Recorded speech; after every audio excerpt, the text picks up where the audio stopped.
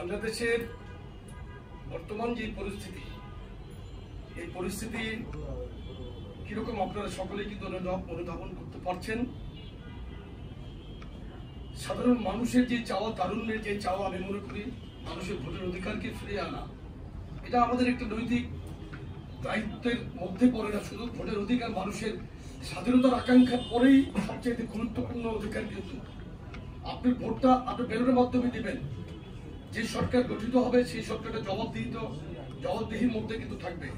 আমরা সেটা কিন্তু চাচ্ছি এবং তারুণ্যের ভাবনাটাকে আমরা কিন্তু কার্যত তরুণরা কি চাচ্ছে সেটাকে আমরা ধারণ করেই কিন্তু আমাদের কার্যক্রমকে এগিয়ে নিয়ে যাওয়ার জন্য এই প্রয়াস আমাদের, এবং এটা চলমান আছে। কিন্তু আমাদের প্রিয় অভিভাবক জনাব তারেক রহমান কিন্তু প্রতিনিয়তই কিন্তু সামাজিক কাজ করছেন।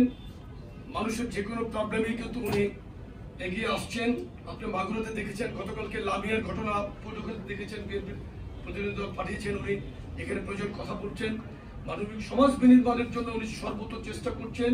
জনগণের অধিকারকে ফিরিয়ে আনার জন্য উনি চেষ্টা করছেন। মানুষের আকাঙ্ক্ষাকে মর্যাদা দেওয়ার চেষ্টা করছেন। মানুষ ওনার কথাকে বিশ্বাস করছে। বাংলাদেশের মানুষ ইতিমধ্যে বিএনপি এবং জনাব তারেক রহমান এর উপর ব্যাপক আস্থা রেখেছেন এবং বাংলাদেশে বর্তমানে অবিসংবাদিত জনপ্রিয়তা অবস্থান করছেন বিএনপির সম্মানিত চেয়ারপারসন দেশনেত্রী বেগম খালেদা জিয়া। জিয়া পরিবার বাংলাদেশের স্বাধীনতার সার্বভৌমত্ব, মানুষের কল্যাণের সব সময় কিন্তু মানুষের পাশে থাকে। আজকে এই পর্যন্তই। ধন্যবাদ।